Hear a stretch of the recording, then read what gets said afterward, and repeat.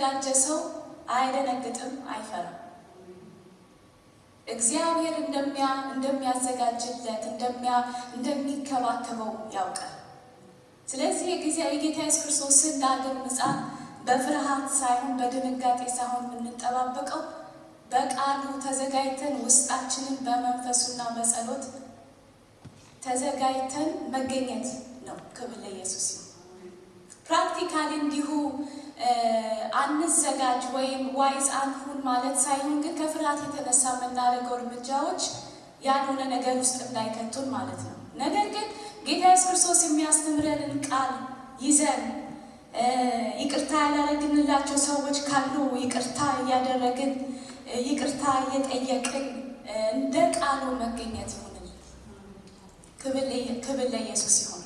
ስለዚህ ዛሬም የምንሰማው ነገር የምናየው ነገር ሊያስፈራንና ሊያስደነግጠን ይችላል። ግን ፍርሃቱ እንዲገዛን አንፍቀድለት። ፍርሃቱ እንዲገዛን ከፈቀድንለት ምን እንደምናደርግ የምናደርገው ነገር የተሳሳተ እርምጃ ሊሆን ይችላል። ክብር ለኢየሱስ ይሁን። ስለዚህ በ90-80ዎቹ እንደሆነው ሁኔታ አይደለም፣ እንደ ወንድሞች እናቶቻችን በዛ ዘመን የሆኑትን ሁኔታ አይደለም እኛ የምንደግመው። ክብር ለኢየሱስ ይሁን። ነገር ግን በውስጥ መታደስ ውስጣችንን እያዘጋጀን እንገኛለን። ክብር ለኢየሱስ ይሁን። ስለዚህ ጊዜው እየከፋ ፍቅር እየቀነሰ ስናይ፣ ጊዜው እየከፋ እየሄደ ስናይ እኛ ይልቁንስ እኛ ምን መሆን አለብን? ውስጣችንን እያዘጋጀን በእግዚአብሔር ቃል እየተሞላን እንደ ቃሉ መራመድ ይገባናል። ክብር ለኢየሱስ ይሁን። እንደ እግዚአብሔር ያለ ማንም የለም። ፍርሃት እንዲገዛን ሳይሆን ቃሉ እንዲገዛን ነው መሆን ያለበት። ቃሉ ውስጣችንን ከገዛ የፈለገ ነገር ይሁን እኛ አውትሻይን እናደርጋለን። ይሄ ማለት ችግር ወይም ስደት ቢመጣ ወይም ሜቢ አንገረፍም ማለትም አይደለም፣ ወይም ችግር ውስጥ አንገባም ማለት አይደለም። ይሄን ከነ ጳውሎስ ከነ ጴጥሮስ እንማረዋለን። ነገር ግን ውስጣችን ሁል ጊዜ ዝግጁ ይሆናል የእግዚአብሔርን ፈቃድ ለማድረግ። ካልሆነማ ፍርሃት ከገዛን የእግዚአብሔርን ፈቃድ እንኳን ለማድረግ መራመድ አንችልም።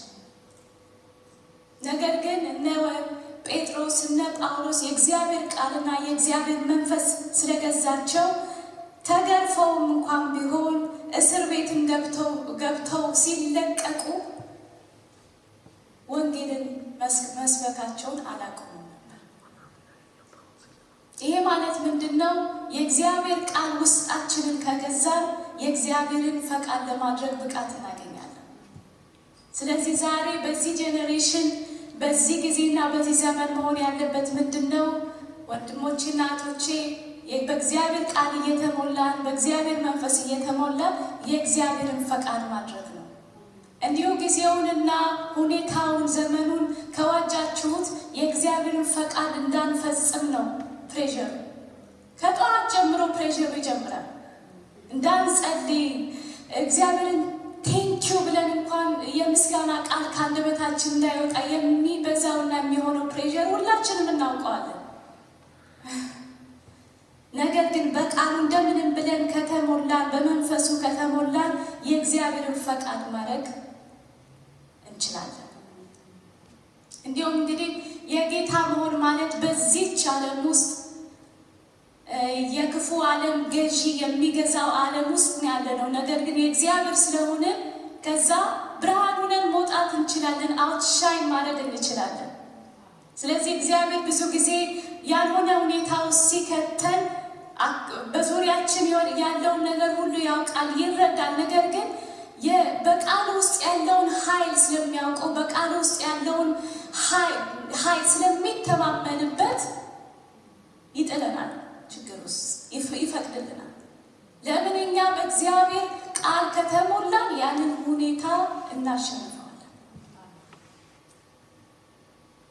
ክብር ለኢየሱስ ይሁን። ዛሬም በዓለም ውስጥ እስካላችሁ ድረስ መከራ አለባችሁ፣ ችግር አለ፣ ሐዘን አለ። ነገር ግን ልብ በሉ፣ አትተክሱ፣ አትዘኑ፣ አትታክቱ። እኔ ዓለምን አሸንፋለሁ።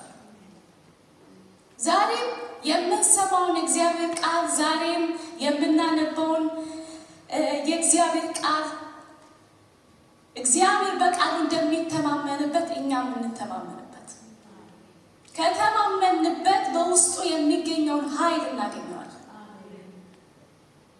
ያ ኃይል በውስጣችን ፋክሽን ያደርጋል። መንፈስ ቅዱስ ደግሞ በጸጋው ይረዳናል። ለዚህ ነው ምንድነው እነ ጳውሎስን እነ ጴጥሮስን ወይም እነ አብርሃምን እነ ዮሴፍን እነ ዳዊትን የለያቸው ነገር ሁሉ ሰው ፈርቶና ተሸብሮ ባለበት ሰዓት ዳዊት መጥቶ እኔ ያለው ያለበት ምክንያት ምንድን ነው? ወይስ ዮሴፍ በኢጅፕት በግብፅ በነበረበት ሰዓት ከሁሉ እንዲለይና የእግዚአብሔር እንዲሆን ያደረገው ምንድን ነው? ቃሉ በውስጡ ስላለ። ስለዚህ እግዚአብሔር በውስጡ ባለው ቃል በተዘራው ቃል ተማምኖ ዮሴፍ በግብፅ እንዲገኝ ፈቀደለት። ለምን? እግዚአብሔር በዮሴፍ ውስጥ ያለውን ቃል ስለሚተማመንበት። ስለዚህ ሜቢ አንቺ በራስሽ ወይ እኔም በራሴ ወይ አንተም በራስህ እኔ ደክም ያለው ተክዥ ያለው ይህን ሁሉ አልፍ ያለው ኃይሌ ያልቋል ልንል እንችላለን፣ ልትሉ ትችላላችሁ። እግዚአብሔር ሁሉን እሱን አውቆ ግን የሚመለከተው ቃሉ ነው። የቃሉን ኃይል ይመለከታል። አንቺ ደክመሻል፣ አንቺ ተክዘሻል፣ አንቺ በለቅሶ ነሽ ያለሽው፣ አንቺ ባልሆነ ሁኔታ ነሽ ያለሽው፣ ግን እግዚአብሔር በውስጥሽ የተዘራውን ቃል ይመለከታል። ቃሉ ደግሞ ስራውን ሳይጨርስ አይመለስም። ስለዚህ ዳንኤልም ከሀገሩ ወጥቶ ባልሆነ ሁኔታ በሌላ በማይፈልገው ንጉሥ ስር ውስጥ ተገዝቶ በነበረበት ሰዓት የውጭ አካባቢው እንዲውጠው አልፈቀደም። በውስጡ ያለው ቃል ግን በርትቶ አሸንፎ ተገኘ። ስለዚህ መመረጣቸው ብቻ አይደለም፣ ስለዚህ ነቢይ መሆናቸው ብቻ አይደለም፣ ስለዚህ የተለየ ኮሊንግ ወይ የተለየ ቪዥን ማየታቸው ብቻ አይደለም። ነገር ግን ውስጣቸው ቃሉ ስለተዘራ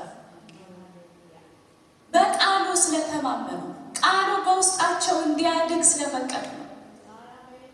ስለዚህ ዛሬ የውስጥ በአካባቢሽ ያለውን ነገር በአካባቢ ያለውን ነገር ስትመለከት የሚያወርድ ነው፣ የሚያዝን ነው።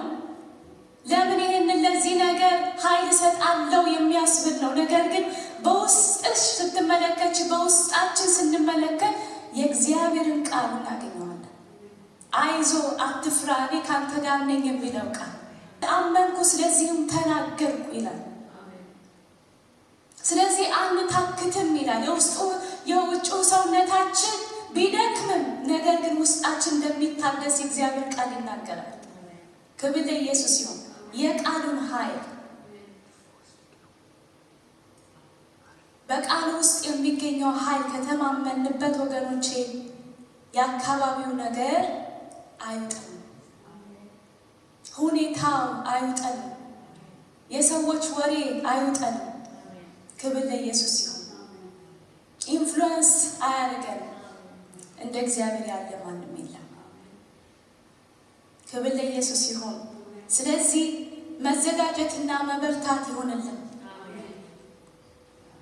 ውስጣችንን ማጠንከር ይሁንልን።